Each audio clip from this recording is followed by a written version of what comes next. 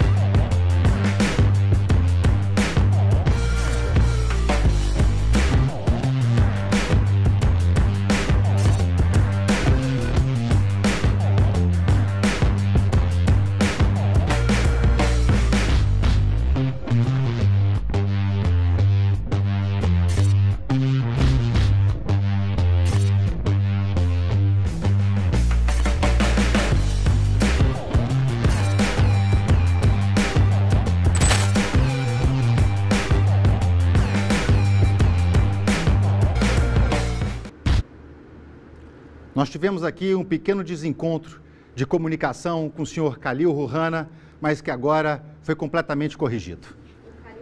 A transformação digital é uma realidade global que bate à porta de todos os países. Em dimensões e velocidades distintas, pouco a pouco os efeitos da economia digital são percebidos mundo afora, reduzindo distâncias, acelerando processos e renovando o conceito de globalização.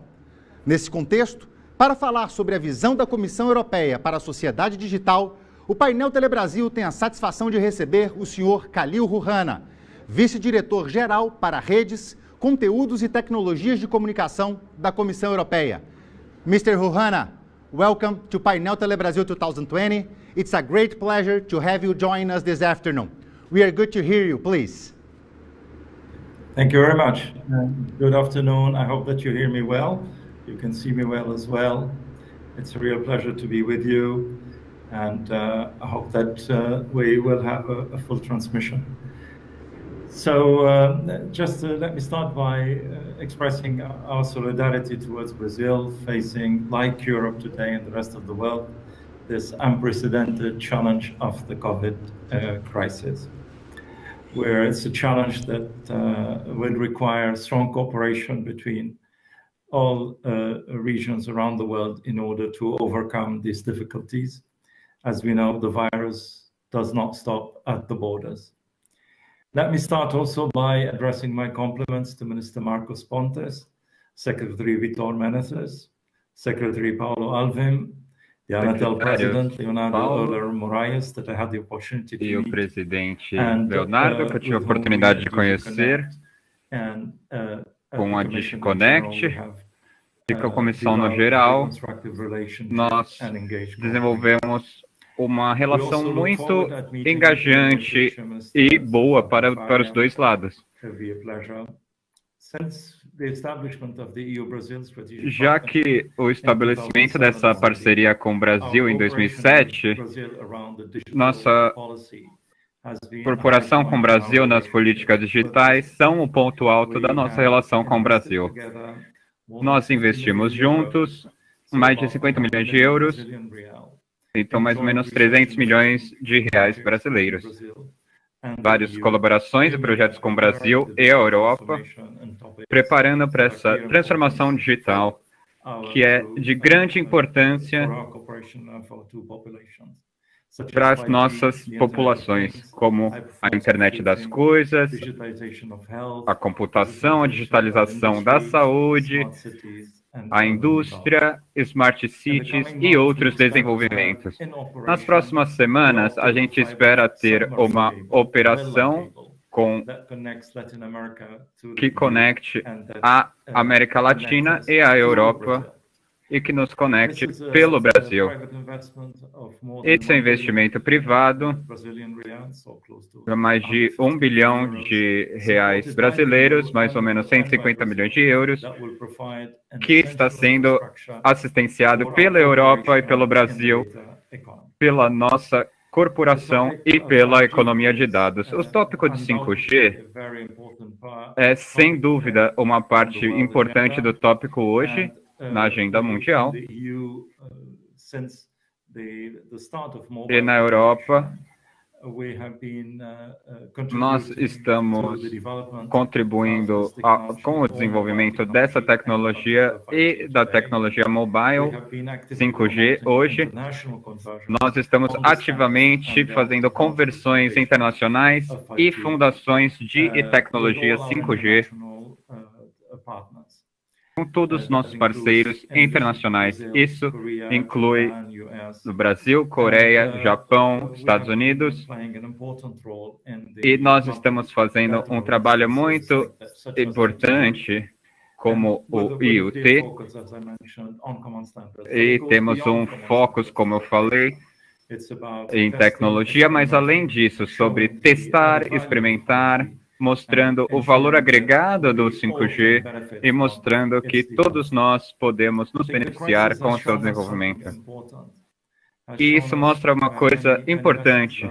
Nos mostrou que a gente aprendeu muitas lições, mas dentre elas a importância das tecnologias no nosso mundo moderno e a importância em particular em ter uma infraestrutura de alta performance, uma comunicação de alta performance, uma infraestrutura de computação de alta performance e de dados. Na Europa, nós somos capazes de experimentar a importância dessas infraestruturas através do telework que temos hoje, mas também pelo trabalho remoto das nossas fábricas e o uso dos dados para a gente poder seguir o vírus e o uso de dados para também entendermos melhor os vários desenvolvimentos dessa pandemia. E eu acho que esse é muito importante porque ele nos capacita a dar esse passo para frente em termos de infraestrutura e as capacidades que serão disponíveis para todos os cidadãos, para os nossos business, para os nossos pesquisadores. É por isso que nós investimos de um jeito significativo para o desenvolvimento futuro dessa tecnologia. Hoje nós temos mais ou menos 50% do 5G acionado por companhias europeias. Temos duas empresas hoje que estão na frente desse desenvolvimento de infraestrutura para 5G. Temos vários operadores na Europa, mas também ativos ao redor do mundo que estão se movendo para implementar o 5G. Também dentre os operadores líderes e liberadores dessa tecnologia. Como eu disse antes, essas tecnologias de 5G, de high performance e de capacidade de computação e de dados não é sobre tecnologia, é sobre os seus benefícios para a economia. Nós vemos 5G como um passo principal para frente no jeito que a tecnologia digital pode nos ajudar. Não é só sobre os melhoramentos funcionais que nós conseguimos, como a latência, como a segurança, que eles são extremamente importantes para o posicionamento, para a acurácia, para a cobertura. São todos melhoramentos do 5G. Mas é mais sobre o que esses melhoramentos podem trazer para nós e suas aplicações. Nós vemos que a gente vê e experimenta através dos testes lógicos que nós fizemos, experimentação com 5G, que podemos ter mudanças fundamentais para as fábricas no futuro, do jeito que a gente manufatura as coisas, uma manufatura mais customizada, mais eficiente, e o que pode fazer com a nossa mobilidade, com as nossas conexões, claro, mas conectando os veículos autônomos no futuro e para a logística e eficiência energética através dos smart grids, até a saúde, mídia e entretenimento. E esses são só exemplos das áreas em que a gente pensa que o 5G pode trazer uma mudança fundamental. É por isso que eu estou engajado com o setor privado, eu tenho uma parceria privada há quase 10 anos sobre o desenvolvimento do 5G e sua implementação. Nós investimos no desenvolvimento da tecnologia, contribuímos para os padrões, mas nós também temos documentos de larga escala sobre o que o 5G pode fazer, como mencionei antes. E esse realmente é o ponto principal, porque o que o 5G traz são essas mudanças gigantes nesses setores verticais, trazendo novos serviços, novos modelos de negócios. E o que nós falamos nos últimos 7 anos em termos de capital da parte da Europa é mais ou menos 1 bilhão de euros investimento. E durante essa parceria vai ser pelo menos 4 vezes mais em termos de experimentação, de tecnologia. Isso é um esforço comum, um esforço de todos para assegurar que nós demos esse passo e que nossa indústria seja competitiva e que nós também trazemos o benefício do 5G para todos os setores. E só para dar algumas outras ilustrações sobre o que nós fizemos sobre mobilidade, através da Europa, a gente fez corredores entre fronteiras sobre como o 5G pode nos ajudar, não só para conectar serviços, mas também trazer essas features autônomas para os carros e fazer nossos carros mais seguros, reduzir acidentes e também reduzir emissões de CO2 e desviar de congestionamentos de tráfego. Nós vimos com 5G que temos inteligência artificial que pode ser trazida para o setor de transportação, pode ser trazida para o setor de energia e também para toda a nossa manufatura, porque você tem mais dados vindos, você tem mais dados que você pega, você pode compartilhar esses dados e os dados podem ser o combustível para novas aplicações de inteligência artificial. Estamos nos movendo cada vez mais para um processo real-time através do 5G por causa da baixa latência que ele tem. Desde o começo, nós estamos trabalhando juntos com o Brasil nessa iniciativa. Em 2017, a nossa parceria público-privada foi assinada e nós temos um entendimento com a Telebrasil para manter essa cooperação com a implementação do 5G. Nós estamos trabalhando com empresas brasileiras e universidades para o desenvolvimento da tecnologia, principalmente como ele pode atingir essas regiões menos populadas. Também vemos a possibilidade técnica do Brasil e o modelo de business do Internet of Things, da Internet das Coisas, no aspecto que tem uma relevância especial para a Europa, para a União Europeia, é a segurança para a infraestrutura dos brasileiros. Nós precisamos nos assegurar que o 5G é colocado sem botar em compromisso, sem colocar em risco a nossa segurança. E assegurando a privacidade dessa tecnologia dos brasileiros e dos nossos sistemas, da infraestrutura desde a eletricidade até a água, mas também sobre a segurança dos nossos cidadãos. É por isso que na Europa, com o evento do 5G e a fusão dessa economia, também está trazendo esses medos à tona. Então a gente tem que assegurar nossos cidadãos, nossos business, nossos negócios, que essa tecnologia pode ser muito segura. E é por isso que nós temos que trabalhar juntos com os Estados Unidos e botar um framework de segurança para o 5G. E junto com a Agência de Cibersegurança da Europa e todas as agências de cibersegurança dos Estados Unidos, isso ajuda a gente a mitigar os problemas de segurança. E isso foi feito para diminuir os riscos que vêm desse 5G de um jeito coordenado. A gente recomenda medidas de segurança que aplicam a todo mundo e algumas das recomendações desse Truebot têm a ver com compliance, não tem a ver com restrições de infraestrutura de 5G e também na questão da conectividade. Nós também sabemos que drones também serão altamente sensitivos a esse 5G. Como eu mencionei antes, nós vemos o 5G como um elemento-chave que capacita o desenvolvimento de outras tecnologias digitais, como inteligência artificial, mas também robótica, e todo tipo de análise de dados. E com computação de alta performance, pode nos ajudar a fazer o melhor possível com os dados e fazer em tempo real também. Estamos também trabalhando com novos paradigmas computacionais. Nós também amplificamos nossos investimentos em microeletrônica para ter na Europa e contribuir ao desenvolvimento de toda a supply chain digital.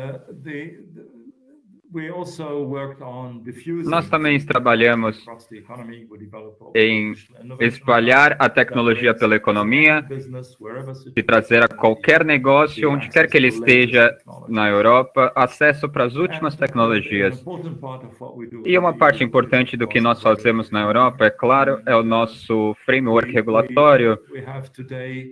Nós temos hoje 5 grandes áreas de atividades regulatórias que nós desenvolvemos sobre a área digital. Claro que nas nossas comunicações eletrônicas cobrem vários aspectos regulatórios do 5G. Essa é uma parte principal da nossa atividade. Quando a gente estava regulando a parte digital, a comunicação eletrônica, mas nós trabalhamos com dados também. É uma área onde o framework regulatório está trabalhando, os dados pessoais de GDPR, mas também os dados de circulação livre. Estamos trabalhando nos dados e nos aspectos regulatórios para facilitar o compartilhamento de dados entre os diferentes setores. A parte mais adiante é a segurança e a cibersegurança que a gente precisa para o 5G. E não dá para falar o quão importante é a segurança numa sociedade que está se transformando digitalmente. Outra área que também é importante agora é sobre o comércio eletrônico e também as plataformas na nossa economia. Nós temos um framework que estamos inovando para nos assegurar que ele está adaptado para o novo desenvolvimento da transformação digital. E a última área é sobre o audiovisual, sobre conteúdo digital, online, e, portanto, nós temos também um framework regulatório que cabe aí. Essas são as áreas onde a gente age no lado da regulação, e em todas essas áreas nós temos os diálogos com os nossos parceiros, incluindo com o Brasil, onde eu quero compartilhar a minha visão desse framework regulatório de tecnologia, mas, ao mesmo tempo, podemos confiar, assegurando que vamos ter uma troca justa e um campo nivelado para todos os negócios. E eu estou muito ansioso para ter uma convergência para facilitar as transações dos nossos suportadores, dos nossos parceiros. E isso que eu estou muito feliz com as autoridades brasileiras e com os acionistas brasileiros. E estamos ansiosos pelo futuro e pela implementação com sucesso. E nós vemos que o framework das companhias são muito importantes. Nossa relação com o Brasil de proteção de dados pessoais e também com a agência de dados pessoais. É um passo para frente em termos de convergência no jeito que nós vemos dados e no desenvolvimento econômico para o futuro. Nós temos, se vocês não seguiram o desenvolvimento no lado da Europa, Os membros da EU concordaram num grande plano para a recuperação após a crise, e esse plano de recuperação que é acompanhado por um importante investimento que nunca vimos antes, um investimento coletivo pela União Europeia, 15 bilhões de euros, mais ou menos 5 trilhões de reais brasileiros, para injetar na economia, para recuperar da crise. Com 3 prioridades: o Green Deal, o Acordo Verde, sobre o desafio do ambiente, a transformação digital, que é uma prioridade chave para a União Europeia, e mais resiliência dessa União também. Se você ver o que saiu, o que foi anunciado pela associação semana passada, você vê que na parte da transformação digital tem um investimento importante que estamos vendo na infraestrutura do 5G, mas também a preparação para a próxima revolução do 6G, que já estamos engajados com uma parceria com a indústria, e já estamos desenvolvendo, e isso deve ser anunciado no próximo mês. Uma grande parceria para implementar o 5G e preparar para o que vem depois. Nós vemos esses investimentos que são muito importantes, e são investimentos que nós gostaríamos de fazer também com os nossos parceiros, situações de win-win com as corporações, e a comissão propôs que 20% desses bilhões de euros de investimentos vão para investimento digital, de infraestrutura, até transformação digital do setor público, administração, saúde, smart cities, e também investimentos em inovação, mantendo nossa tecnologia e conhecimento no padrão maior possível, e também investimento na transformação digital dos negócios, e com variância que vai, como eu disse, do 5G e telecom até inteligência artificial e dados, o melhor uso dos dados possível. Então, esses são os investimentos que a gente preveu, e eu estou muito ansioso para ver como a gente pode trabalhar junto com os nossos parceiros, incluindo o Brasil. O governo brasileiro, bem como suas entidades, são parceiros importantes, mas também os acionistas industriais, que também gostaríamos de ver nos projetos que desenvolveremos juntos. Eu acho que as empresas são muito importantes para nós, e eu gostaria de agradecer vocês muito pela oportunidade de falar com vocês, e eu estou ansioso para poder falar de novo sobre essa questão muito importante para nos assegurar que essa transformação digital seja um sucesso no Brasil e na Europa. Muito obrigado. Muito obrigado ao senhor Khalil Rouhana, que trouxe para os participantes do painel Telebrasil uma perspectiva internacional da sociedade digital. A infraestrutura de conectividade é um dos principais entraves do setor de telecomunicações, sobretudo quando falamos de acesso à banda larga, fixa e móvel. Atualmente, mais de 300 leis municipais atrasam o licenciamento de antenas no Brasil, provocando distorções que comprometem investimentos e ampliam desigualdades em todas as regiões do país. Embora mais de 1.000 antenas estejam espalhadas pelo território nacional, a tecnologia 5G exigirá entre 5 e 10 vezes mais antenas do que esse número, mostrando a urgência de reduzir burocracias e articular uma legislação moderna e eficiente.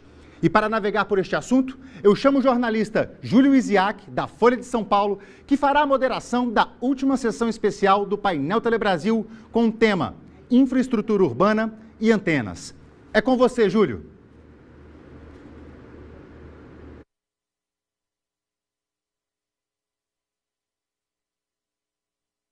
Convidados, a gente vai ter nesse debate o Gabriel Fiuza de Bragança, que é subsecretário de Regulação de Mercados do Ministério da Economia, o Germano Bren, que é secretário de Meio Ambiente de Porto Alegre, o Luciano Stutz, que é presidente da Abrintel, o Ricardo Dickmann, que é do Sinditele Brasil, e o Carlos Louria, que é de Relações Governamentais da Huawei. Eu gostaria, já de ir direto para as perguntas, né? Queria ouvir do secretário de Meio Ambiente da Prefeitura de Porto Alegre, o Germano Brenck, o seguinte: secretário, a Prefeitura de Porto Alegre sempre foi uma das recordistas, segundo as próprias operadoras aí, no atraso do aval à instalação de antenas, né? E o novo decreto diz que, caso o licenciamento não saia no prazo previsto, as teles estarão automaticamente autorizadas a instalarem a infraestrutura. Eu gostaria de saber se houve uma mudança na forma como a Secretaria e a Prefeitura de Porto Alegre encaram a instalação desses equipamentos. Show de bola, Júlio. Obrigado pela oportunidade de debater alto nível, cumprimentar meus colegas debatedores, Gabriel, Luciano, Ricardo, Carlos. Enfim, sim, de fato, Porto Alegre tinha uma legislação muito burocrática, né? A gente tinha uma análise complexa que envolvia mais de 10 secretarias, né, de todas as esferas, num processo físico, moroso, com uma tendência de demora.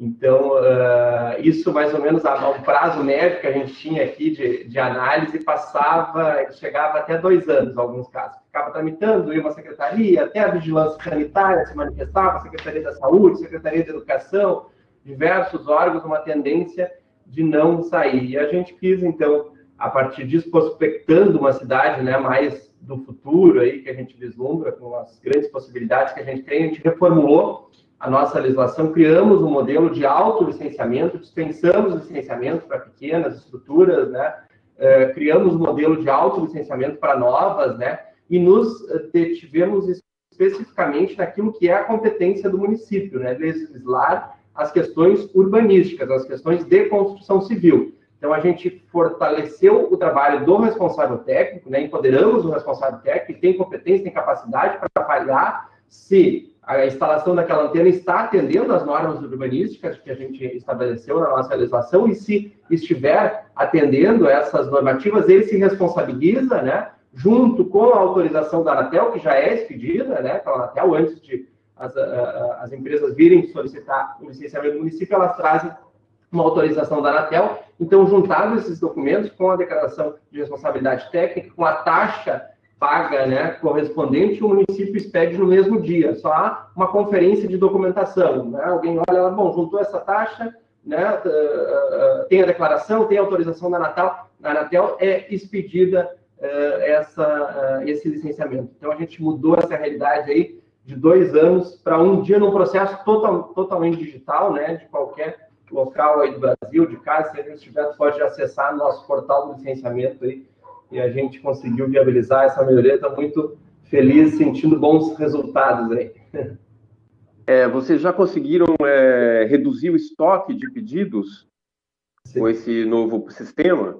Sem dúvida, hoje a gente não tem nenhuma, né, pendente. Quando a gente começou, que a gente fez a mudança legislativa, nós tínhamos mais de 200 antenas aguardando para serem licenciados, e com esse novo modelo que a gente criou e o pessoal começou a adequar essa nova regra, a gente conseguiu emitir, desde a aprovação desse novo processo aí, mais de 250 licenças, né, que estavam, por muitas delas, represadas, outras, conforme vão entrando, a gente vai expedindo no mesmo dia, né? O nosso licenciamento hoje está demorando 1 dia. Houve alguma mudança no licenciamento ambiental também, ou as regras são as mesmas? Porque de 2 anos para 1 dia é um encurtamento bastante considerável.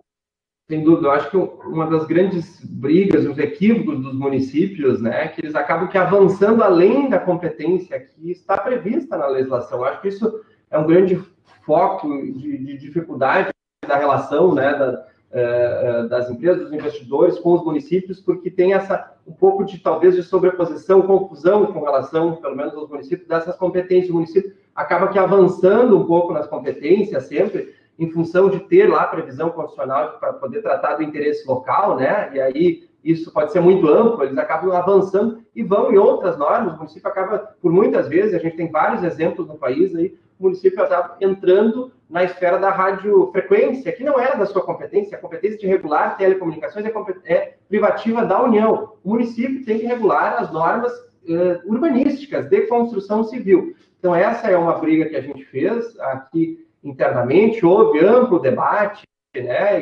E trouxe na oportunidade da discussão muita desinformação que se tem, né? Ainda reprisando aquelas informações lá do início dos anos 2000, quando não se tinha informação e estudo sobre o tema, e a gente conseguiu aqui avançar, a Câmara de Vereadores entendeu, a nossa competência né, tratar das questões urbanísticas, e por isso a gente se ateve, então não mais entrando nessa esfera tanto da questão ambiental, como radiofrequência, porque isso é competência da Anatel, e a Anatel emite essa autorização e as empresas têm que se adequar aos limites de exposição estabelecidos na legislação federal.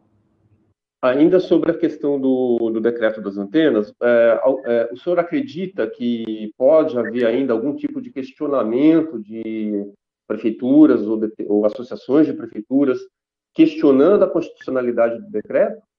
Ou esse assunto está realmente pacificado? Olha, aqui em Porto Alegre a gente considera pacificado, houve uma grande discussão, a questão ela foi judicializada anterior a gente fazer o processo de alteração da lei, foi o nosso Tribunal de Justiça tinha entendido como inconstitucional a lei municipal que entrava na esfera da radiofrequência, invadindo um pouco as competências da União, regulando telecomunicações. Então, a questão foi judicializada, o nosso Tribunal de Justiça entendeu como inconstitucional a outra lei, e nesse sentido a gente, então, atualizou essa legislação com base já nessa decisão que subiu também para o STF, que foi confirmada pelo STF, que os municípios são competentes para regular, de fato, as normas urbanísticas de construção civil. Eu sei, a gente sabe que os municípios têm um pouco de dificuldade de entender, né? Vai chegar num determinado município e dizer que tu não é competente, né, para licenciar, para dispor sobre aquela matéria, é arrumar uma briga, né? Com vereadores, com prefeitos. Seguramente. É uma questão política, né?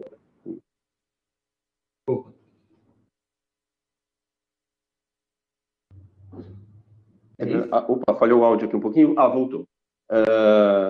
O secretário, eu queria entender também uma outra coisa. Assim, tem algum tipo de impacto, porque, me corrija se eu estiver enganado, mas acho que o decreto ele menciona uma isenção de tarifa no que se refere ao direito de passagem. Isso tem impacto do ponto de vista de receita para a prefeitura? Sim.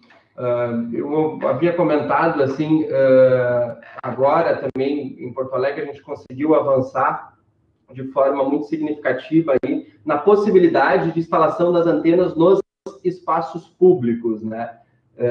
Então, a gente, por meio de PPP com a iniciativa privada, a iluminação pública, que fizemos aqui recentemente em Porto Alegre, concessão dos relógios de rua, concessão das placas de rua, a gente previu essa possibilidade do concessionário, da empresa parceira privada, poder explorar, vamos dizer assim, essa receita com relação à utilização do espaço público, a fixação dessas antenas no espaço público. Então, isso gera um universo de possibilidades. Porto Alegre partiu, né, num pressuposto, até para reduzir as questões das taxas, que a gente reduziu de forma bem significativa aí com o valor, a gente partiu num pressuposto que se trata, de fato, de interesse público, né?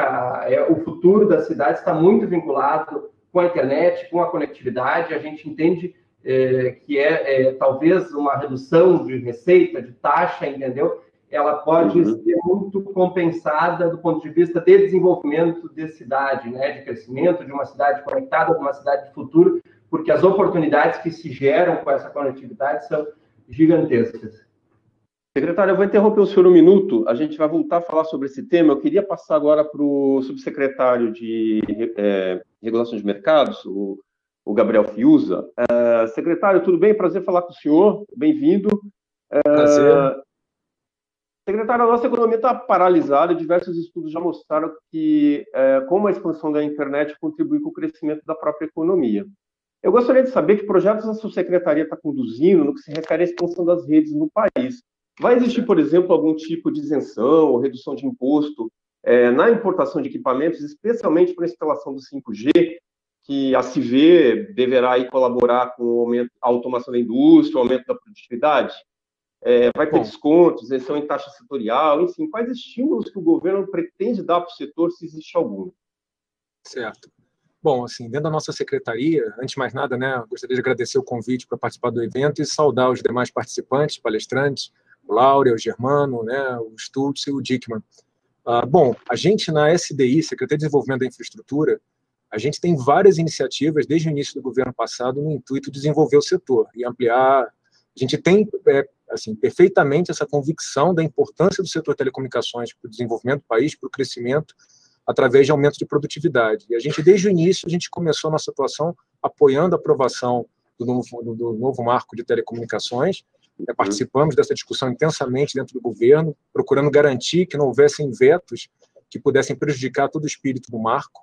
E a gente, desde o início, a gente participou de alguns eventos lá no início de 2019 e a gente já vislumbrava a importância do compartilhamento de redes para o desenvolvimento do setor. Então, a gente, desde o início, a gente sentou com a Secretaria de Telecomunicações, ainda no MCTIC, atual MCOM, e a gente desencavou o decreto de regulamentação da Lei das Antenas, que é um pleito do setor antigo. Em conversas com o pessoal, é coisa assim, estava na prateleira há quase 10 anos, e a gente, no Ministério da Economia, entendeu que a gente tinha um papel nessa discussão de ajudar o MCOM nas conversas com os outros setoriais. Não foi trivial o arranjo, como vocês podem imaginar, já é difícil travar embates dentro de um setor, quando o embate se dá entre setores de telecomunicações, setor elétrico, setor de transporte e saneamento básico, e aí envolvendo 4 ministérios setoriais distintos, a coisa se complica bastante.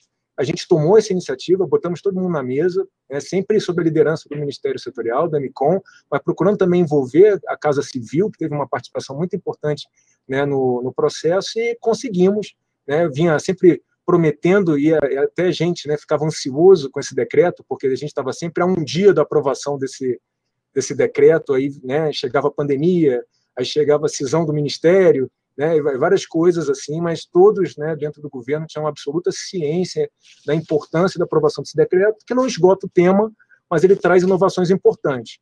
Algumas das quais estão sendo discutidas aqui, a questão de deixar clara a importância do silêncio positivo, a questão da faixa de domínio. Para mim, a nossa visão é que sempre teve muito claro na Lei Geral das Antenas, foi uma vontade popular estabelecida em lei, e as dúvidas que existiam, que pairavam, se davam na questão da exploração das faixas de domínio rural.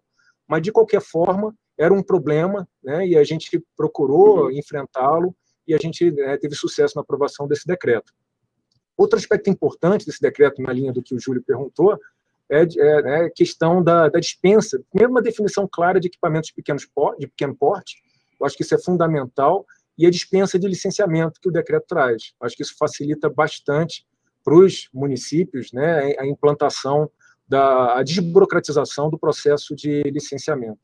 E, claro, a questão do DIG-11, que aí talvez na questão urbana não afete tanto, mas a gente tem aí todas as discussões, por exemplo, relacionadas ao saneamento básico, que prevê investimentos vultuosos, e nesse cenário, já que você já vai escavar, fazer novos projetos, isso já é uma prática que vem acontecendo no setor de transporte, mas é importante ficar claro em decreto a importância e os ganhos de produtividade, já que você vai fazer uma obra, já levar em conta a modernização e a expansão das fibras de telecom junto.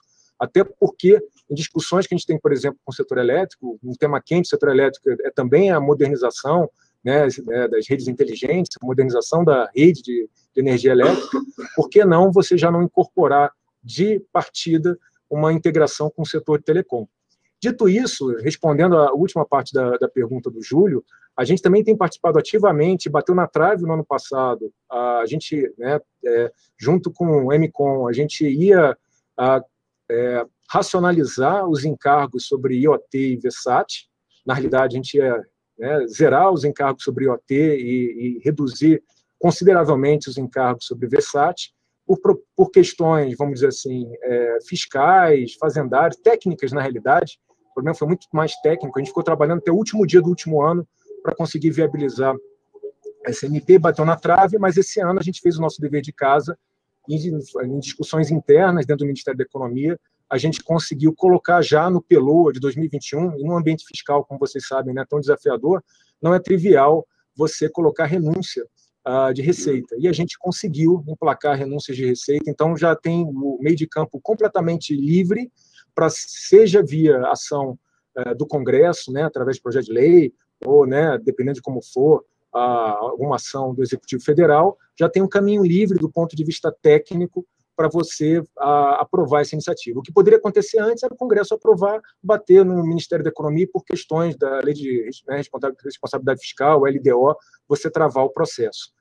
E outra iniciativa que a gente tem na SDI, também não quero monopolizar aqui o tempo, a gente, é importante ficar claro as atribuições, a gente não lida aqui na SDI com reforma tributária, o Ministério da Economia tem divisões de tarefas muito claras, mas a gente entende a importância da racionalização dos encargos no setor, e a gente tem uma iniciativa aqui trazendo até parceiros que estão mais ligados à discussão da reforma, para fazer uma discussão técnica, e a gente tem a pretensão de contratar uma consultoria, já está em andamento nessa discussão, para a gente aprofundar as discussões sobre racionalização de encargos e tributária no setor.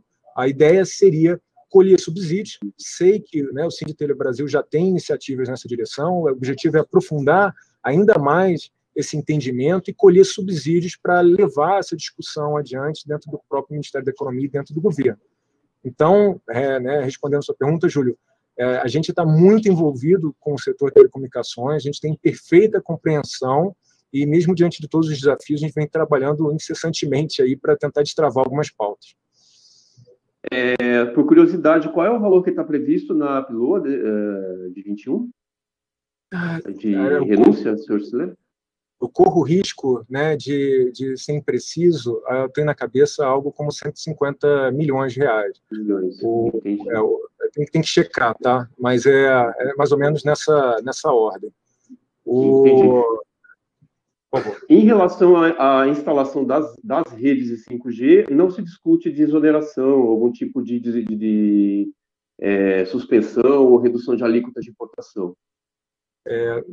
Bom, novamente, a questão de importação, essa questão de ex tarifário é uma discussão sempre aberta, tá? No Ministério da Economia, travada por outras áreas aqui dentro, mas, como eu falei, pelo menos assim, na discussão assim, de equipamentos de pequeno porte, das antenas propriamente ditas, a própria questão da internet das coisas, e no final das contas, a dispensa de licenciamento, eu acho que a gente barateia bastante o custo de transação desses equipamentos, mas a princípio, na nossa secretaria, a gente não trabalha muito, como eu falei, essa questão tributária. O que a gente está procurando é tentar trazer luz para aumentar o nível da discussão.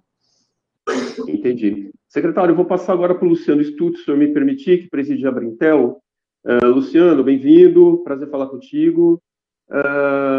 Queria saber de você de que forma a nova lei vai colaborar com o mercado das empresas aí associadas à Brintel.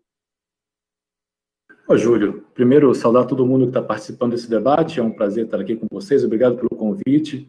Aí agora, Conexis, Brasil Digital. Primeira coisa que é importante dizer, de que forma a lei contribui? Ela traz definições importantes e traz principalmente questões que a gente precisava ver refletido nas legislações municipais. Então, é um comando importante, a gente entende, o silêncio positivo está aí agora caracterizado e definido. A gente entende também que a definição do equipamento de pequeno porte foi importante estar definido, porque antigamente havia toda uma discussão se definia isso por potência, por tamanho, ou qual o melhor parâmetro. Está definido, 30 decímetros cúbicos, os 30 litros lá do elemento irradiante. Então, essas definições são muito importantes, tá? Há desafios, Júlio, há desafios da gente levar isso e refletir isso nas legislações municipais. Mas as definições são importantes e, principalmente, também a caracterização da gratuidade do direito de passagem das infraestruturas de rede e telecomunicações. Esses são os 3 principais comandos que estão na lei e que beneficiam, sim, não só o setor de infraestrutura e telecomunicações, das torres, da infra de suporte, mas também, principalmente, o setor de telecomunicações, que controla também suas redes e também a vida de todo mundo que precisa de conectividade, Acho que esses são os principais comandos que estão no decreto, que trazem boas novas, mas, de novo, há o desafio de levar isso e refletir no nosso dia a dia. A gente sempre diz que entre ter uma boa lei e ter um bom processo de licenciamento, tem uma distância, aí, às vezes, considerável, que Porto Alegre, aqui, o secretário Germano trouxe aqui o seu testemunho, é um dos lugares onde essas coisas se conciliaram e deu certo. Mas o que a gente vê muito por aí é a gente conseguir refletir o comando federal nas leis municipais, fazer o município entender a sua competência, e aí você consegue refletir na lei, mas o processo, às vezes, não anda junto, tá? Então, eu acho que são bons comandos era necessário decreto, mas não resolve, logicamente, tudo que a gente tem que fazer. Mas imagino que abra um bom espaço para vocês crescerem, né? Em termos de receita, em termos de construção de infraestrutura. Entenda, Júlio, dá sim oportunidade e principalmente dá segurança jurídica para os investimentos que estão previstos. Esse setor de infraestrutura e telecomunicações tem aí uma previsão de investir 5 bilhões de reais até o final de 2023, que era o nosso horizonte antes da pandemia de instalação do 5G, né? Então, isso está mantido. Isso está mantido até quando o final do 5G se fizer realidade de implantação, né? Então, o montante está garantido, a data pode ser que seja um pouquinho depois. A gente não pode garantir. Mas o fato é que esse investimento está garantido e esse decreto traz segurança, porque agora você começa a construir um ambiente onde você pode chamar um rooftop de rooftop, um pequeno equipamento de pequeno equipamento, uma estrutura já existente, a fixação de uma antena na fachada de um prédio começa a se caracterizar de uma outra forma, e não há mais questionamento se isso tem que atender o mesmo licenciamento que uma torre de 50 metros. Então, sim, a gente não vê simplesmente como um fator de receita, tá, Júlio? Apesar que abre-se estrada para os investimentos e para conferir receita nos contratos de aluguel de torres de infraestrutura, mas principalmente para conferir segurança jurídica para que esse setor possa realizar os seus investimentos. Perfeito, perfeito. Queria passar para o Ricardo Dickmann, que é do Sinditele Brasil. Ricardo, você poderia dizer para a gente que avanços o país obteve aí na expansão das redes? Vocês quase não conhecem o setor, né?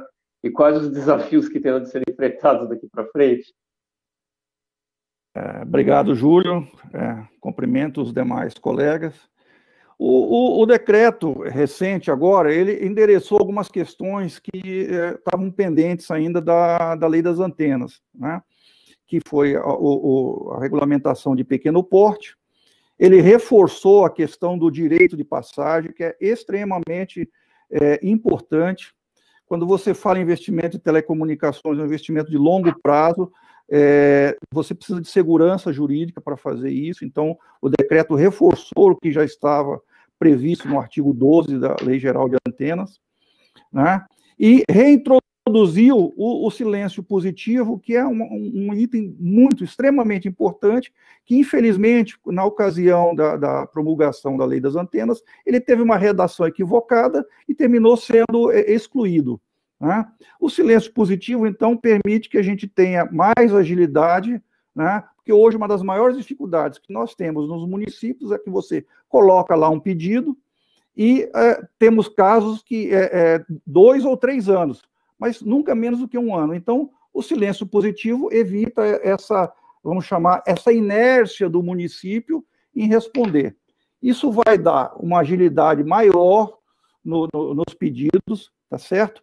Mas não exclui a necessidade dos municípios fazerem a adequação das suas legislações à Lei Geral de Antena. E aí é que a dificuldade, o ritmo que isso está acontecendo, não está condizente com a necessidade do país. A demanda é muito grande, você precisa instalar muita antena, muita fibra, e para isso os municípios precisam fazer a adequação da lei. Entendi. Uma curiosidade, você poderia me dizer quais são os municípios que mais dificuldades as empresas enfrentam na instalação das infraestruturas? Se essa pergunta fosse há uns 2 anos atrás, eu ia citar Porto Alegre, né? Hoje, Porto Alegre é um exemplo, né? Eu tenho que citar porque ela saiu da situação de maior dificuldade, que era, como foi citado aí, a questão ambiental e outras coisas, para uma situação além mais vantajosa, melhor do que a própria Lei das Antenas. Hoje é possível você colocar um pedido e sair muito rapidamente. Infelizmente, na outra ponta, você tem, eu vou citar 2 exemplos, né, que é São Paulo e Belo Horizonte, são as maiores capitais do país, em que a gente está há bastante tempo trabalhando, tanto no executivo quanto no legislativo, e pouco tem avançado. Em São Paulo, para você ter ideia, a gente tem casos de pedidos que estão há 2 anos parados, aguardando. Isso não condiz com a necessidade do cidadão e da própria gestão da cidade. Se é uma conectividade, você não tem cidades inteligentes, você não pode implementar programas. Então, esses são 2 exemplos de casos que precisam ser melhor endereçados, tanto pelo Executivo e, posteriormente, pela Câmara Municipal. Entendi. Vou passar para o Carlos Louria, que é responsável pelas relações governamentais da Huawei, que é a gigante chinesa que foi escolhida aí pelo presidente Trump como alvo de ataques. Louria, como é para a Huawei, que ajudou a construir praticamente todas as redes das operadoras brasileiras, estar aí diante de um cenário que, de repente, pode trazer restrições à sua atuação? Tem sido fácil conversar com o governo sobre isso? Boa tarde, Júlio. Boa tarde aos colegas na mesa. Antes de começar, eu queria fazer um agradecimento especial ao Luiz Alexandre Garcia pelo tempo que ele ficou à frente das nossas associações, trabalho brilhante, e desejar bastante sucesso ao novo presidente Rodrigo Abreu.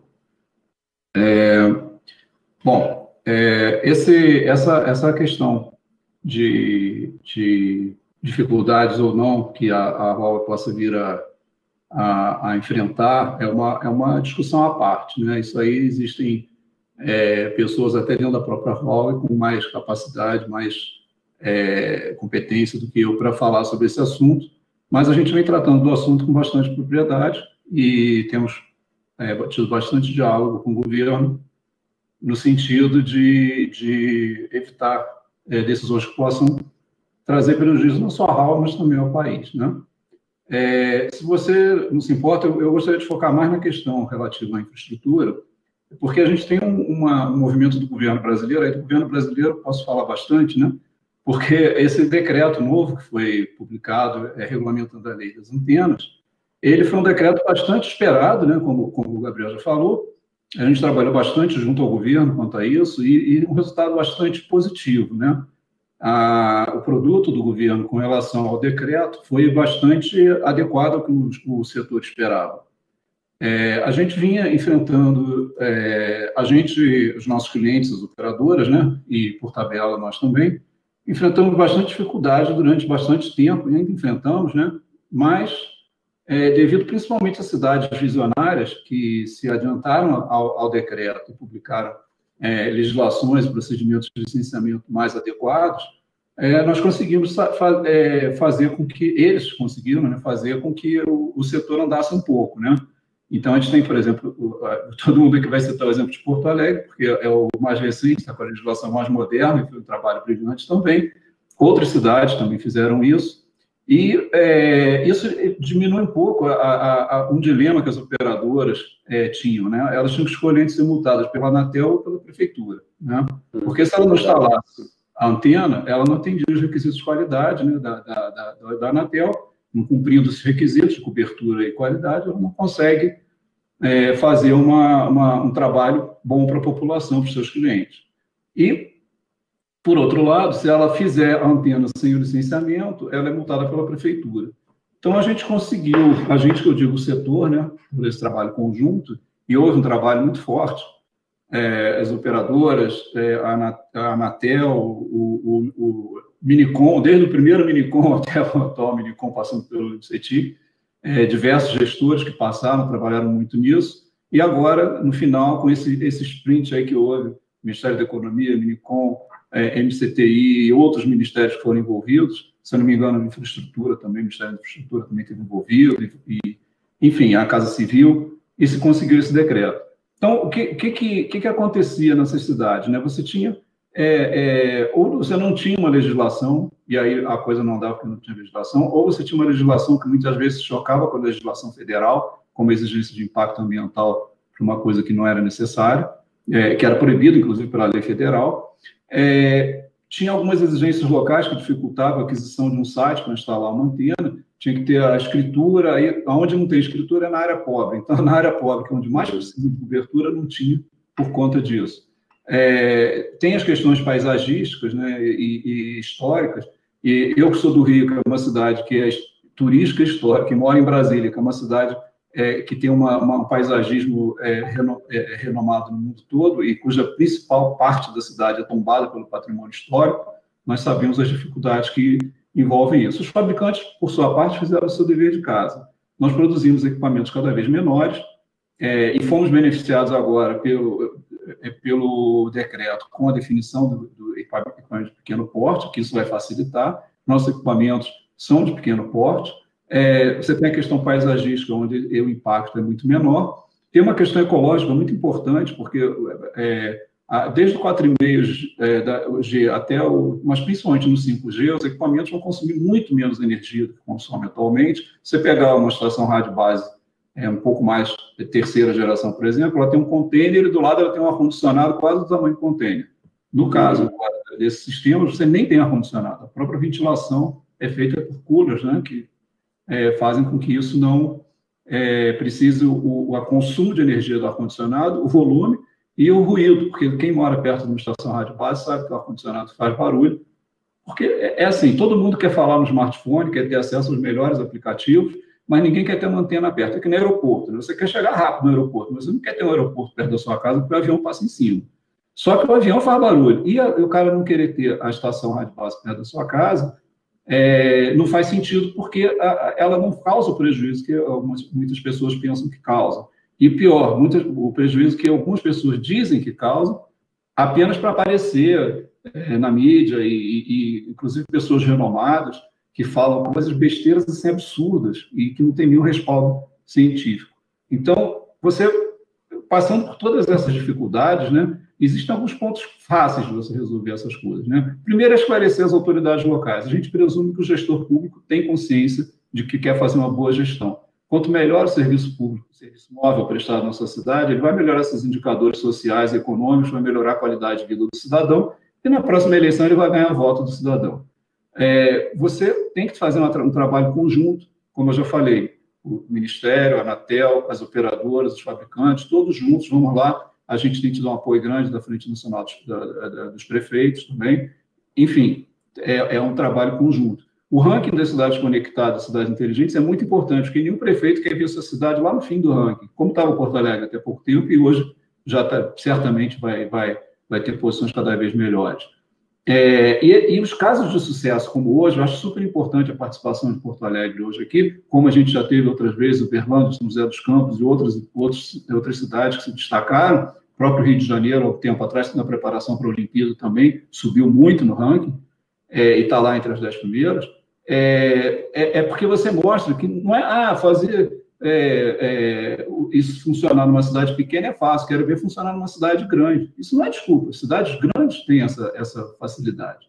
Então, o Rio é uma cidade que é turística, comercial, histórica, e tudo isso está contemplado lá, e eles conseguiram fazer uma legislação apropriada, procedimento apropriado. Então, é possível, basta, muitas vezes, esclarecer o gestor público.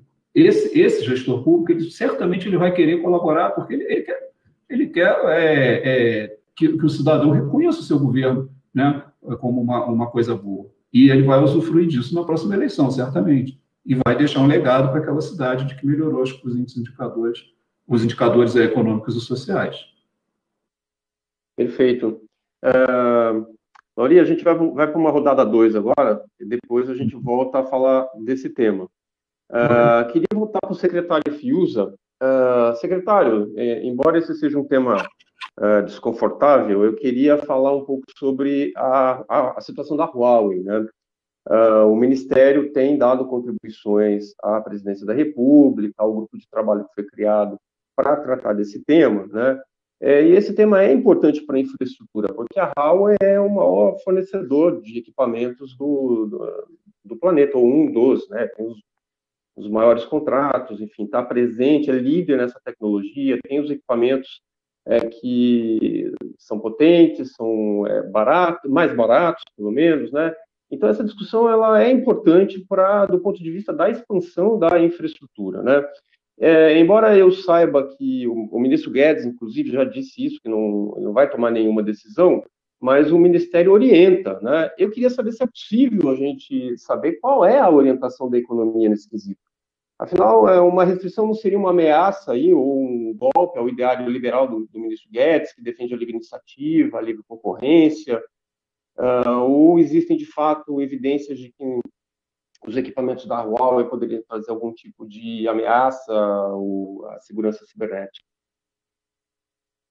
Bom, como você colocou bem, essa é uma discussão que está sendo travada em várias frentes dentro do governo, é uma discussão interna ainda, que está sendo travada no campo técnico, e também vai ser discutida, né, dentro da Casa Civil, no âmbito mais político. Então, realmente, é uma discussão que está muito acima da minha área de atuação. Então, infelizmente, eu não posso contribuir muito mais em relação a isso, né? Como o próprio ministro colocou, isso, né, vem sendo tratado, né, e assim e vem sendo discutido de maneira bem profunda pelas várias áreas do governo, tá? Vários ministérios, vários órgãos da presidência. Então, é um assunto que vem sendo discutido intensamente, mas ainda está dentro do âmbito do executivo. Mas é uma discussão técnica ou ela é muito carregada ainda com esse viés político? Da nossa parte, sempre técnica, mas a política faz parte das decisões, né, de um governo, né? Mas é uma discussão, todas as questões técnicas, tanto do ponto de vista do setor quanto da economia, fazem parte da discussão. Se não me engano, era um decreto, né? Me corrija se eu estiver enganado, com as orientações para o edital que foi encaminhado do Ministério da então MCTIC para a Anatel, ele previa isonomia tecnológica, né? E, pelo que me consta, a economia tinha, inclusive, recomendado que esse fosse o tratamento, né? Desse ponto de vista, a economia mantém a posição dela? Júlio, a discussão do edital do 5G ainda, né, foi objeto de consulta pública, ainda não está nem madura, né? Existe toda uma discussão sobre TVRO, existem vários ajustes, ainda tem temas importantes para serem discutidos. Então, a gente... se refere à migração, né, secretário? A gente, no Ministério da Economia, a gente não tem essa atribuição de falar ex ante sobre um assunto que claramente é um assunto que vai ser discutido, né, questões técnicas relacionadas ao 5G, dentro do âmbito da própria Anatel. A gente vai tecer contribuições, né, está dentro da nossa missão, a gente procura sempre contribuir, mas não dá para ir muito além disso. É uma discussão que ainda não está, né, fechada, né? Então, mas por outro lado, todos vão ter oportunidade, já tiveram oportunidade, né, de se manifestar no âmbito da consulta pública. A gente apoia bastante a iniciativa e a gente está, né, participando sempre, na medida do nosso possível, das discussões. Perfeito. Queria passar para o Dickmann. Dickmann, qual seria o impacto para o setor na construção das redes de 5G se houver restrições à Huawei? Você consegue dar um panorama? Júlio, eu vou fazer coro ao que meus colegas já falaram. Não, isso não é da minha área de infraestrutura, tampouco está no meu roadmap de assuntos, né? O que eu posso te dizer é que sempre é interessante que você tenha a maior quantidade de fornecedores, né? Mas eu não consigo comentar esse assunto porque está fora da minha esfera e também está fora da área de infraestrutura. Ok. Queria levar para o Lauria. Lauria, a Huawei, embora esteja nesse centro todo de discussão, ela tem projetos de educação, pesquisas, né? E até onde eu sei, ela estava tentando negociar parcerias aqui no Brasil, nessa área, especialmente na educacional. Eu queria saber um pouco mais que projetos são esses e essas conversas com as autoridades que estão avançando, com a prefeitura, com o governo federal. Esse clima ajuda, atrapalha? Bom, Júlio, eu não sei se você sabe, assim, a Huawei está no Brasil há 22 anos, né? É uma empresa que tem mais de 1.200 funcionários aqui no Brasil, gera mais de 15 mil empregos indiretos. Em todos esses anos, a gente sempre teve parcerias com o governo, tanto federal quanto estaduais e municipais. Nós temos diversos projetos que já foram realizados e que vão ainda ser realizados. Essa pauta, para a gente, ela não é afetada por qualquer outra ação externa. Ela é uma pauta que sempre existiu, sempre vai existir para a gente, porque a gente, como líder de mercado, a gente tem essa obrigação social, né, de contribuir para os países onde a gente atua. São mais de 170 países, a gente tem participação local em todos eles, né? Então, nós temos parcerias com dezenas de unidades educacionais. E até foi bom você tocar nesse assunto da educação, porque, já que a gente está no painel aqui sobre infraestrutura, né, existe uma dificuldade muito grande de levar a infraestrutura a esses locais, né? Então, uma das formas, existem várias formas de chegar a isso, e esse trabalho também vem sendo tocado com bastante competência pelas operadoras, pelas associações, né, o SIND, o Conexis agora, e também pelas associações da indústria e de outras. Mas nós temos procurado trabalhar junto ao governo no sentido de não apenas você levar a educação, você para levar a educação significa automaticamente levar conectividade. Se você não tem conectividade, fica muito difícil você conseguir levar a educação, e hoje, nessa época de pandemia que nós estamos, né, a gente entende perfeitamente, que mesmo quem não era do setor, entende perfeitamente a importância da conectividade para isso. A gente destaca que a rede brasileira teve um aumento de 30% a 50% de demanda desde o início da quarentena, e suportou muito bem. Isso é resultado do investimento, né, que as operadoras vêm fazendo há muitos anos, da qualidade dos produtos que os fornecedores vêm fornecendo, e resultado de políticas públicas também que levaram a esse resultado. Então, só para ressaltar nessa questão da educação, por mais que a UOL tivesse esses trabalhos com tantas universidades e institutos federais e também outras empresas de pesquisa e desenvolvimento, não adiantaria nada disso se a gente não tivesse a conectividade. Então, esse é um ponto que a gente destaca, e, mais uma vez, com esse decreto novo, vai se conseguir uma facilidade maior de licenciamento, e isso vai trazer ganhos muito grandes ao país no futuro, em função do aumento dessa conectividade, seja rural, seja urbano ou semi-urbano. Um caminho sem volta, né? Essa questão de home office e estudo em casa, né? Isso tudo levou a um uso estressante das redes, e as redes suportaram, e isso não volta atrás, né? É uma curva de histerese, né? Você vai para frente, mas quando você volta, você não volta tanto onde você estava. E isso é resultado direto desses investimentos feitos pelas operadoras, pela qualidade dos produtos fornecidos e pelas políticas públicas que foram e vêm sendo implementadas. E esse decreto é uma peça super importante nesse mecanismo, nesse ecossistema. Perfeito. Eu queria passar para o Germano. Germano, com o 5G, você já falou que esse processo vai ser muito rápido, né? Mas existe ainda algum tipo de... Você mencionou também a parceria com a iluminação pública, o secretário de uso falou das obras de saneamento. Você poderia falar um pouquinho mais sobre esse projeto, esse plano mais amplo aí da prefeitura de juntar tudo, né? Iluminação com conectividade, redes inteligentes. Afinal, o que a prefeitura está planejando aí para os próximos anos? Então, Júlio, né, a gente consegue, enquanto planejador urbano, aqui eu sou responsável pela Secretaria do Meio Ambiente e da Sustentabilidade. A gente tem tanto a competência do planejamento urbano também, revisão do plano diretor, quanto as questões ambientais e de licenciamento urbanístico e ambiental. A gente vê nessa discussão do mundo, né, o mundo discute aí o futuro das cidades, o mercado de trabalho está, sem dúvida, se readequando de uma forma muito acelerada, né? Trabalho remoto, são novas dinâmicas aí que estão surgindo. O mundo, ele viveu em 3 meses, talvez aquilo que demoraria uma década, né, de transformação. Assim, essa transformação digital vem se intensificando de forma muito rápida. A noção, né, da distância, ela diminuiu com a internet. Eu acho que, assim, as pessoas agora mais qualificadas, elas vão ter oportunidade,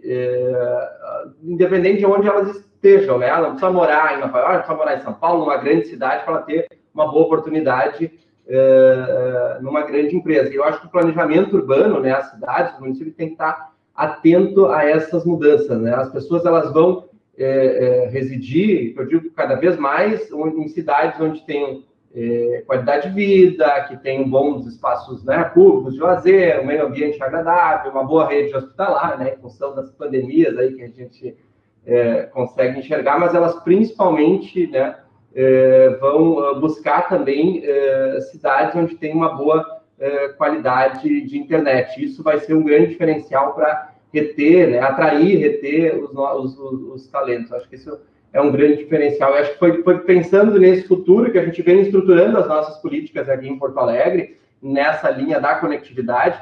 A nossa dificuldade que a gente tinha, nós fizemos a revisão da lei, criamos um modelo de autolicenciamento, fortalecendo o trabalho do responsável técnico, e isso eu já ressalto, acho que é o futuro da administração. Todas as nossas políticas que a gente vem revisando, legislação aqui, a gente vem no sentido de empoderar o trabalho do responsável técnico para o caminho do autolicenciamento, da autodeclaração, né? O poder público não tem mais condição de ter a sua mão em tudo, né? Então a gente tem que deixar o foco para aquilo que realmente impacta, né? Aquilo que realmente é importante, fazer o planejamento.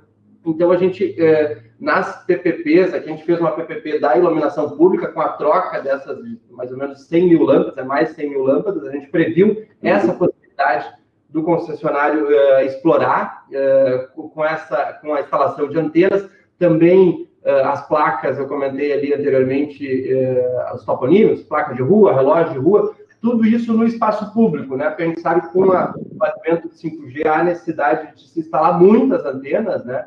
Então a gente previu já essa possibilidade de que possa essas instalações, essas antenas se instalarem nesses espaços públicos, tanto na iluminação pública, quanto nas placas de rua, quanto nos relógios. Então acho que o universo aí que a gente caminha espera ter bons resultados aí para uma cidade do futuro. Mas já tem interessados em implementar esse tipo de combinação aí? Trocar lâmpada e instalar banda larga, por exemplo? Passar fibra ótica, por exemplo? Que a gente tem, né? A PPP da iluminação pública está em curso, eles já estão fazendo, né? Vai ao longo dos anos, aí a gente vai trocar todo o nosso parque de iluminação, já está em curso. O que a gente já teve interessado para instalar antenas nos relógios de rua. Então, que também é uma outra concessão que a gente fez, são cerca de 200, 300 relógios de rua que a gente está trocando, uma empresa concessionária está assumindo. Então, nesses locais, os concessionários já nos buscaram para a gente alinhar a questão de licenciamento, enfim, para instalarem antenas nesses locais.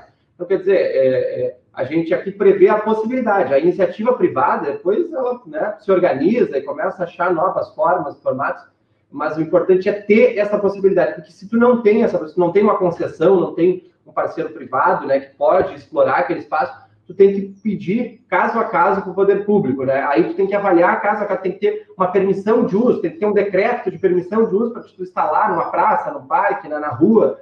Então isso é um processo muito burocrático, tu usar o espaço público para instalar antena.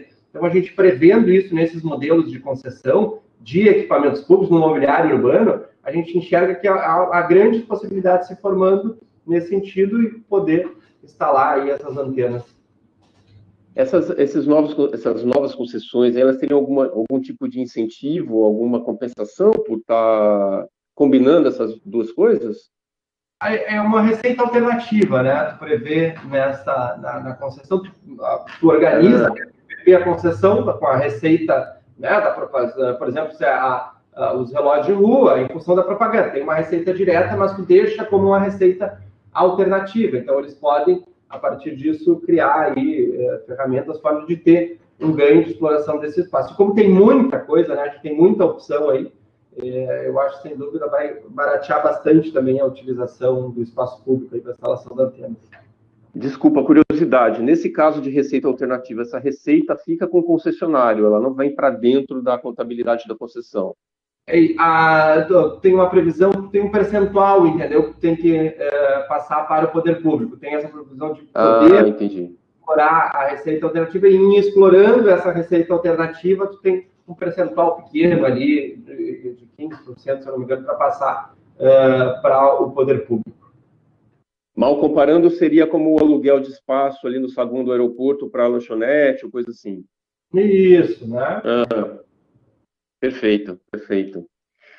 Queria passar para o Stutz para a gente encerrar a segunda rodada.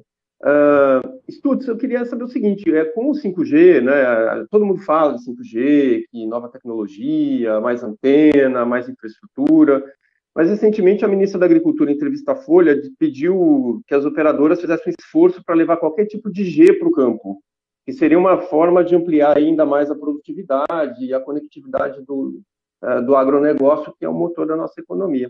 Eu queria saber, assim, vocês estão mais na ponta, né? existe já algum tipo de expansão para esses lugares mais afastados dos grandes centros, áreas rurais? Como é a construção dessa infraestrutura de torre, conectividade nessas áreas especificamente? 2 pontos importantes na sua pergunta, Júlio. Então, vamos ao primeiro aí para responder mais diretamente o que você perguntou. Por favor. Quando você pensa na Abrintel, a Associação das Empresas Detentoras das Torres de Celulares, né? Ou seja, Perfeito. A gente vai fazer e está preparado para fazer a implantação dessa infraestrutura onde houver demanda por parte das operadoras. Então, aonde tiver uma iniciativa da operadora de providenciar essa cobertura no campo, no local mais afastado, na periferia, nós vamos atender, estamos preparados para tal, tá? Nós tivemos uma conversa há um tempo atrás aí com um grupo, numa frente, um instituto que é mantido pela Frente Parlamentar de Agricultura, em que há discussões, sim, de projetos, de discutir política pública, a implantação de qualquer um dos Gs no campo, e aí a gente está participando disso para entender qual é a demanda e como é que isso se faz lá. Então, onde tiver demanda das operadoras, estaremos lá para implantar as infraestruturas necessárias de suporte para irradiar. Agora, tem uma outra coisa que é muito importante também, né? Está todo mundo muito ligado também no 5G, no futuro, só que o nosso mundo mudou em março. E desse março que passou no começo da pandemia até pelo menos aí março de 21 e meados de 21, não vai acontecer 5G, né? Então, a gente também tem que falar um pouco do que é infraestrutura para atender a carência do 4G que tem hoje, e principalmente nas periferias das grandes cidades.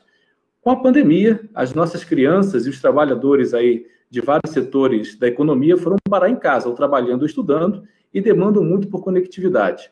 Um dado aí que foi até divulgado no vídeo desse painel, o Instituto Locomotiva fez um estudo aí na periferia de grandes cidades e viu que 75% da conexão de jovens e adolescentes em idade escolar é feita a partir exclusivamente de um celular, ou seja, pendurado numa rede móvel, de internet móvel. E aí a gente fala diretamente de gente na periferia tentando EAD e tendo que trabalhar conectado nessa rede. Então, há um desafio muito grande ainda para levar essa conectividade de 4G nessa nova realidade da pós-pandemia que nós vamos ter, desenvolvimento econômico e de principalmente esse trabalho e esse estudo dentro de casa que a gente precisa atender.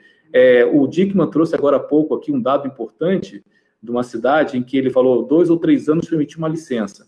Uma de nossas associadas tem um caso emblemático, 2, aliás, que uma licença foi emitida depois de 5 anos e 3 meses, tá? Numa grande cidade da maior cidade do Brasil, para não dizer o nome, dizer simplesmente o título. E nessa mesma cidade, um site que ainda não teve a licença emitida está há 8 anos em processo. Ou seja, 8 anos e 95% desse tempo em posse da prefeitura para fazer análise e resposta. Nessa realidade, a gente não vai atingir conectividade de jeito nenhum, nem na periferia das grandes cidades. E é onde hoje está a grande necessidade dessa população que vai estudar e trabalhar em casa. Então, acho que a gente tem que discutir, sim, o campo, a gente tem que discutir, sim, o 5G, mas há necessidade hoje também de olhar para a agenda da eleição que está vindo, as eleições municipais. A gente vê muita gente falando de Smart City, a gente vê muita gente falando de cidade conectada, mas as leis municipais aí se passaram, o mandato legislativo municipal está acabando no final do ano e várias cidades tiveram um projeto de lei para aprovar e ficou tudo emperrado. Ou seja, não tem Smart City se não tiver infraestrutura, não tem conectividade, carro autônomo, monitoramento de ônibus se não tiver a torre na periferia. Então, há que se discutir ainda essa conectividade para a nova realidade que nós teremos e, principalmente, não tem Smart City se não tem torre de celular, se não tem infraestrutura passiva para receber esses instrumentos. Ou seja, é própria, assim, a discussão, Júlio, em cima do 5G, em cima da conectividade no campo, porque o nosso agronegócio é quase 1/4 do PIB, então a gente tem que discutir isso, sim, mecanização do campo, mas tem alguns passos antes para a gente percorrer. É um dado interessante que a gente tem, a gente está aí fez um levantamento esse ano para um ranking que o Síndico Brasil faz e que a Abrintel colabora com esse ranking, os números de protocolos emitidos. Então, só os protocolos remotos, aqueles que já fizeram mais de 60 dias, passaram de 4.000 protocolos. Se a gente for juntar todos os protocolos pendentes, que tem mais de 60 dias e não são só do legado, que a gente chama, a gente pode passar de 5.000. Ou seja, 5.000 infraestruturas que estão lá. Algumas, é bom se dizer, algumas construídas e outras não, mas que até hoje não têm licenciamento. Então, é importante ter essa pauta primeiro, porque sem a torre, sem a fibra, não tem como prover conectividade. E você sabe como aumentou aí o tráfego e mudou o comportamento dos nossos usuários durante a pandemia. A gente está devendo ainda essa atualização municipal das grandes cidades para poder promover e deixar esse usuário em casa usando a sua rede de forma mais confortável. De novo, 73% das crianças de 9 a 12 anos estão na periferia, fazem uso do celular para conectar à internet. 73%. 73%. Uhum. Perfeito. Queria passar para o Dickmann, ainda sobre esse assunto. Dickmann, dá para a gente ter uma ideia, se for possível, né, de que forma que o desfecho da Oi pode contribuir com a expansão da oferta da infraestrutura de rede, especialmente nesses lugares mais afastados, porque é justamente a operadora com mais capilaridade, não? Olha, o assunto da Oi, ele é interno da Oi, né? A infraestrutura depende bastante da questão de capilaridade. Nesse sentido, a questão do direito de passagem é imprescindível. Então, volto a reiterar, é importante que a gente tenha segurança nesse ponto. A primeira dificuldade é a instalação dos sites, e a segunda é a questão de você conectar esses sites, e quando você fala em 5G, todos os sites precisarão ser fibrados, então a questão da fibra óptica se torna ainda mais premente, né? Sabemos que o 5G ainda tem um período, tem um processo de maturidade aí do modelo, mas ele está chegando, mas essa demanda hoje já é extremamente importante. Tem municípios mais afastados que, com a cobrança do direito de passagem, a conta não fecha e você não consegue fazer esse atendimento. Então, gostaria de é por conta disso, então? Sim. A conta não fecha, fica VPL negativo ali, então. O VPL é negativo. E são justamente esses os municípios, Júlio, que mais precisam. É semelhante à situação que foi citado aí, as áreas mais afastadas nas cidades, que é justamente onde há maior necessidade de infraestrutura, né, e o acesso quase sempre é feito via dispositivo móvel, é onde tem as legislações mais restritivas, quer dizer, é perverso nesse sentido. Em relação à Oi, eu te perguntava o seguinte, é público, né, na proposta de recuperação, de que eles pretendem virar uma empresa de infraestrutura. Quer dizer, se a Oi passar a oferecer essa infraestrutura, especialmente em fibra ótica, se o investimento dela em fibra ótica, de fato, ocorrer, isso não ajuda nesse processo de como não sei como chamar isso, de capilarização das telecomunicações pelo país? Olha, eu não conheço em detalhe... Era nesse sentido que eu te perguntava. Eu não conheço em detalhe o projeto da Oi, mas o que eu posso te falar é que quando você fala em capilarização dentro das cidades, você tem a questão das fibras e a questão de dutos e a questão dos postes. Esses três pontos são importantes, né? E se você me permite, eu aproveito então já para comentar um pouquinho sobre postes. Esse é um ativo extremamente importante, não só para levar a rede final ao usuário, e aí a gente está falando da expansão da banda larga, mas também para montagem das redes metropolitanas, para conexão das cidades inteligentes, e também para fazer a parte de fibragem dos novos sites. Então, este ativo ele é tão importante que a gente entende que ele deve ser tratado como política pública acima de um setor ou de outro. A exemplo do que o Gabriel citou na situação que ocorreu da questão do decreto, e foi assim que ele saiu da maneira de interesse do país, a gente entende que a questão dos postes deve ser tratada da mesma forma, quer dizer, num patamar de interesse de expansão de infraestrutura e não específico de um ou outro setor. Entendi. Perfeito. Vou passar para o secretário Fiuza. Secretário, embora o senhor já tenha dito que não está diretamente ligado aí à reforma tributária, eu queria saber o seguinte, a carga é um dos pontos ali que compromete a competitividade, né? A conta é cara, e as operadoras encaminharam, até onde eu sei, propostas aí para o Ministério, né? Se essa proposta que está lá na mesa avançar, os consumidores vão ter que arcar com o aumento de custo na conta, por conta da CBS. O Ministério avalia algum tipo de outras formas de compensação? O senhor tinha mencionado no começo da conversa em relação às taxas setoriais. Haveria algum tipo de compensação? Olha, como eu falei, inclusive acho que, né, a Vanessa Canado, por exemplo, que está muito envolvida com esse assunto dentro do Ministério da Economia, participou do evento. Discussões relacionadas à reforma tributária estão além do escopo de atuação da SDI. É só para deixar bem claro, o que a gente está fazendo é um trabalho em parceria, procurando fazer estudos para aumentar o nível de informação e mesmo a despeito de questões de carga tributária, que a gente entende que é um problema importante, mas o Ministério da Economia trata esse problema de maneira transversal.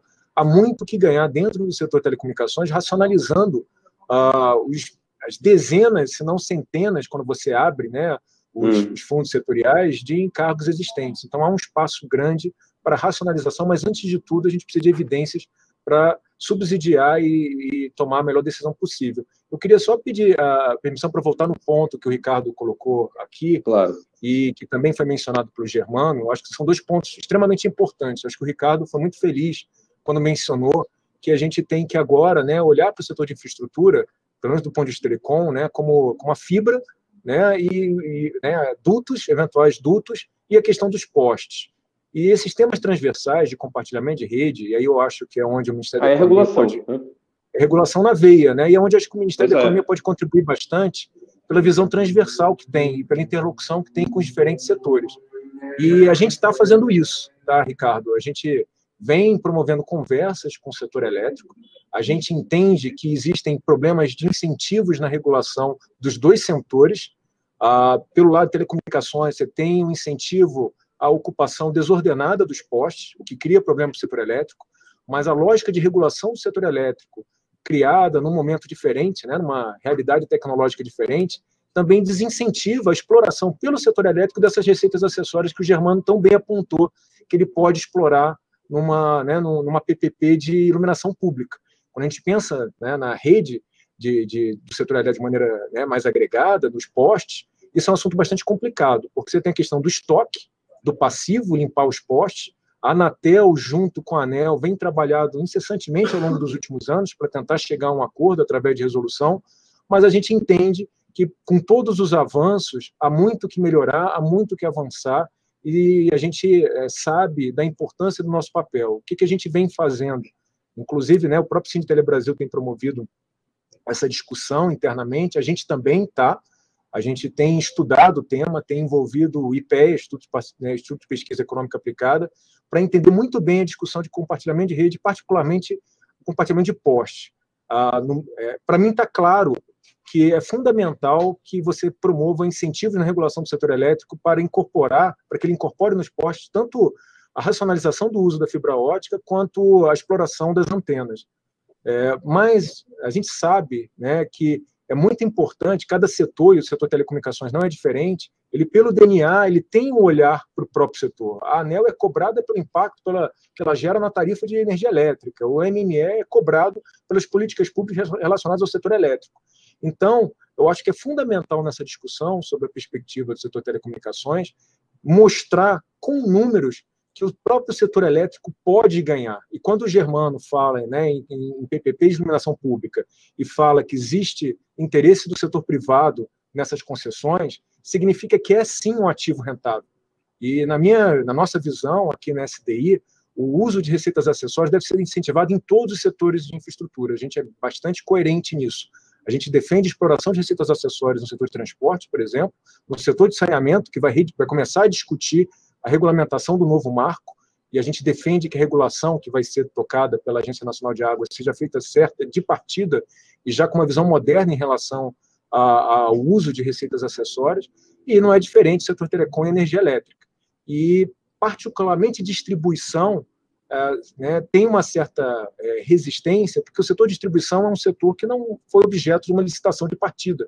Então, naturalmente, a agência reguladora do setor elétrico tem muita preocupação com a modicidade tarifária, mas é muito importante explicar que modicidade tarifária não deve ser vista como um conceito de curtíssimo prazo, estanque. A morosidade tarifária deve ser vista como um conceito dinâmico. Ao promover a modernização das redes, ao promover inovação, como o Germano, né, tão bem apontou, no caso de Porto Alegre, o Dickmann colocou, você promove, sim, no longo prazo, ganhos de eficiência significativos que, pelo menos parcialmente, podem ser compartilhados com o consumidor. E, é claro, a discussão do quanto deve ser compartilhado é uma discussão aberta para regulação. Mas eu acho que esse tema é fundamental, como foi bem colocado, né, e a gente já vem procurando, né, novamente, trabalhar sempre muito junto dos setoriais, do MCOM, da Anatel, ANEEL, MME. Há uma disposição muito grande para travar essa discussão.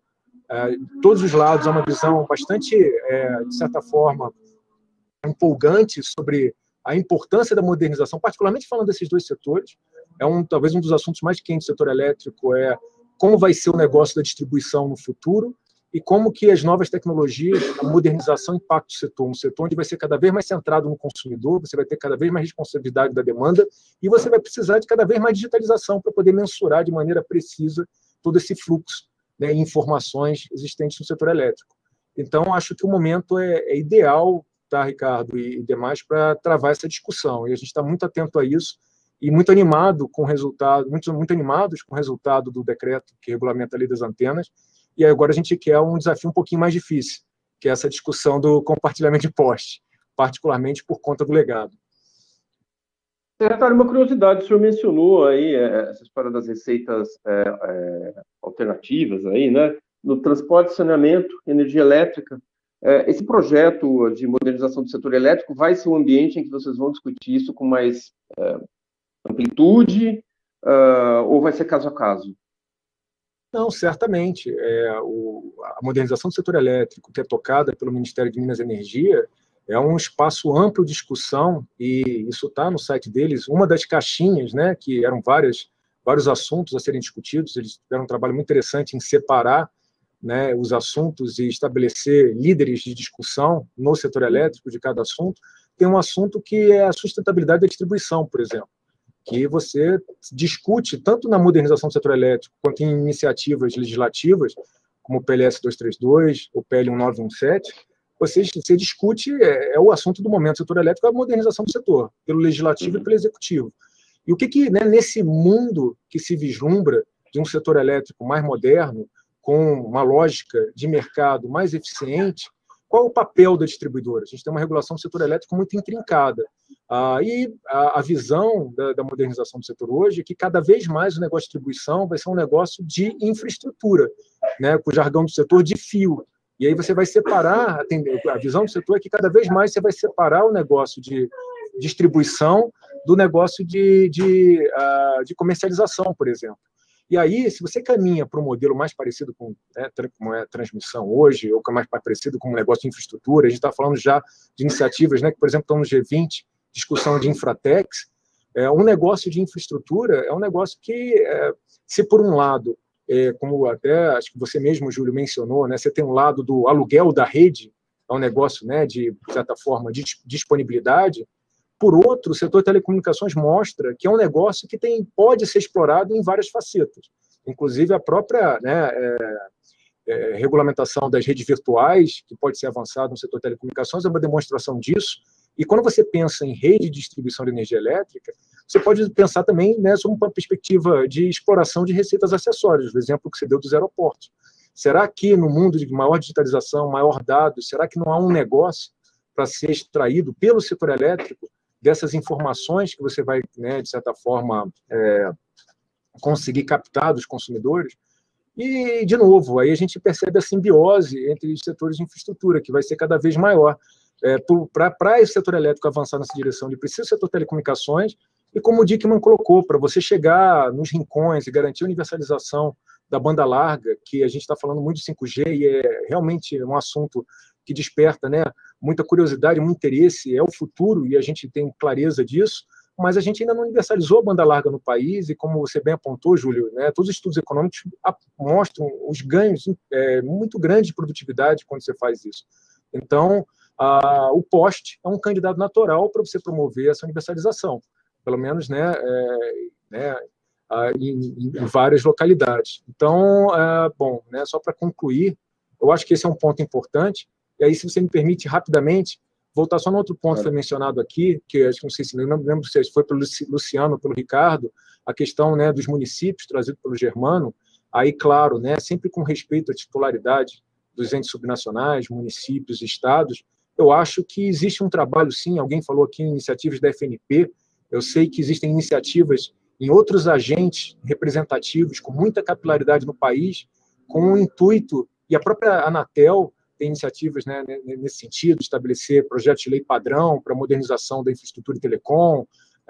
Eu acho que seria muito interessante ver todos esses agentes que estão discutindo formas de facilitar a implantação pelos municípios, principalmente os municípios com mais dificuldades. É claro que Porto Alegre, Belo Horizonte, São Paulo, Rio de Janeiro, está falando de municípios com uma capacidade, até quadros, né, muito valiosos e muita capacidade de execução. Mas quando a gente expande isso, e a nossa experiência em outros setores mostra, o nível de capacitação cai, o nível de clareza sobre as ações públicas diminui, e iniciativas no sentido de ajudar ou disponibilizar informações, facilitar a adequação e adaptação, por exemplo, né, como foi mencionado aqui no início da conversa, das legislações municipais ao decreto que regulamenta a lei das antenas, é fundamental. E a gente também, né, está querendo entrar nessa discussão e apoiar no que a gente puder. Muito bem, secretário, agradeço. Queria saber se o Lauria tem alguma contribuição, se ele quer acrescentar algo nesse debate sobre esse tema. Sim, primeiro eu queria destacar que os interlocutores em toda essa discussão têm sido muito bons, né? O governo, como o próprio Gabriel falou agora, tem quadros muito capazes, muito eficientes no sentido de buscar uma solução para essa questão, e queria, em nome do Gabriel, parabenizar todos os servidores do governo que estão tratando do assunto com muita competência, e também a própria Anatel, que vem discutindo isso, a ANEEL, tudo, né? Então, é importante que todos esses interlocutores estejam se entendendo e que isso vá gerar um jogo de ganha-ganha, onde todos os setores vão se beneficiar, e no final quem se beneficia é a sociedade como todo, o cidadão, que é o mais importante. A gente sempre tem que lembrar que o nosso objetivo final, embora a gente tenha que remunerar os acionistas, tratar dos nossos funcionários e tudo, mas o objetivo final de todo mundo aqui é o cidadão, né, o bem-estar público. E a gente está precisando muito que isso seja melhorado de forma ampla, e vamos ver se dessa limonada, desse limão que está sendo a pandemia, a gente faz uma limonada das boas, né?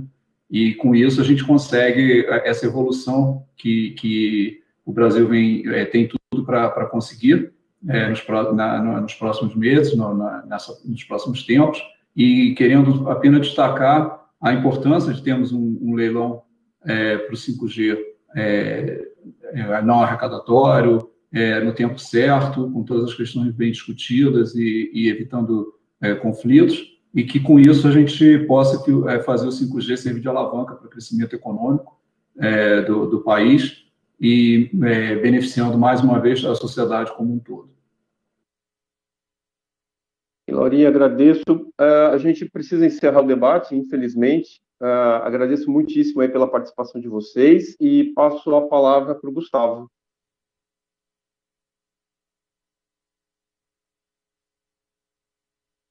Conexis, agradeço a participação dos debatedores da última sessão especial do Painel Telebrasil, conduzida pelo Júlio Isiak. Nós chegamos ao final do Painel Telebrasil 2020. Eu começo me despedindo com um agradecimento muito especial à nossa audiência, que somou quase 50 mil pessoas durante todo o evento, nos dias 8, 15 e 22 de setembro, incluindo hoje. Foi um prazer estar na companhia de vocês. Agradeço também aos 150 palestrantes que aceitaram o nosso convite.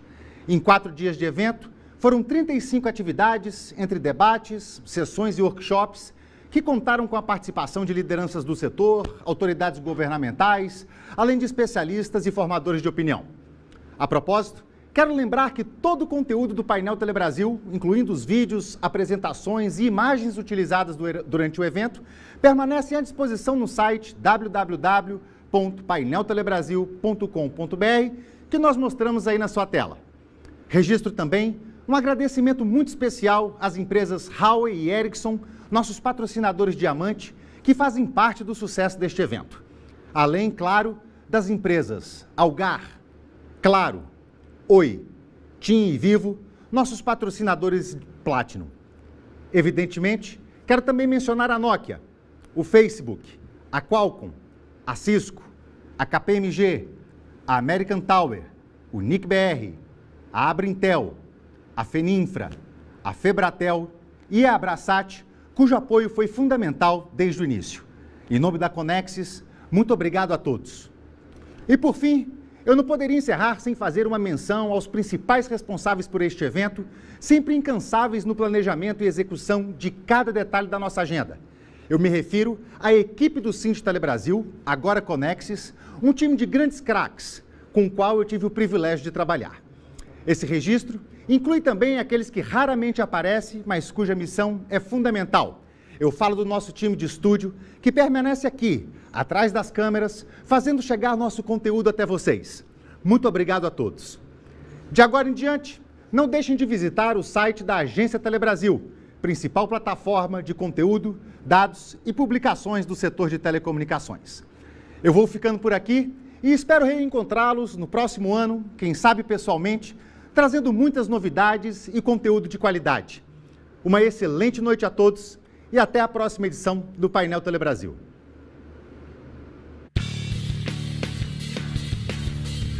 Estar conectado o tempo todo e em qualquer lugar é o desejo de todos.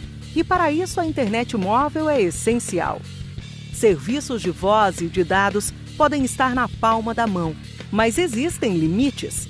A quantidade de conexões que cada antena consegue atender. Portanto, para atender mais pessoas, é preciso um número maior de antenas.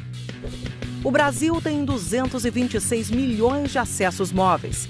É o 5º mercado mundial, mas possui pouco mais de 100 mil antenas instaladas. A internet se tornou essencial na vida dos brasileiros.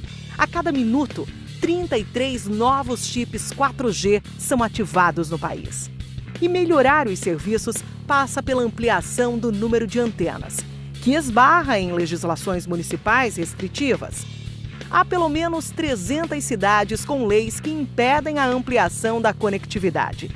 Existem mais de 4 mil pedidos de instalação de antenas aguardando licenciamento de prefeituras, o que representa cerca de 2 bilhões de reais em investimentos.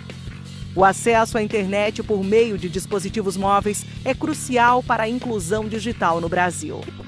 Na classe C, 59% das pessoas dependem exclusivamente do celular para acessar a internet.